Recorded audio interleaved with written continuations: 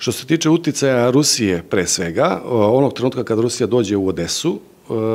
tada će faktički biti završeno sve u Ukrajini. Ja sam to i prošle godine rekao da između aprila i juna će u Ukrajini biti sve definitivno jasno i to je sad faktički postaje jasno, a da će se naredne godine to u potpunosti sve završiti. Znači nisam neko ko je to tvrdi sad, neko je to koji tvrdi godinama unazad, čak sa pred 2 godine i rata, na osnovu parametara, ne na osnovu i to automatski znači da se u potpunosti menja globalni odnos snaga, a sa globalnim odnosom snaga menjaju se i granice. U tom slučaju Amerikanci će biti prinuđeni da napuste bond stil, mi se vraćamo na ono što je naše, a u tom slučaju će i Mađarska promeniti granice, pogotovo prema Ukrajini, ali sve vodi ka tome i o tome odlučuje Davos, znači duboka država, i oni vode ka tome da što pre izazovu što katastrofalni rat, da bi onu svoju zlatnu milijardu kao njihove planove opravdali.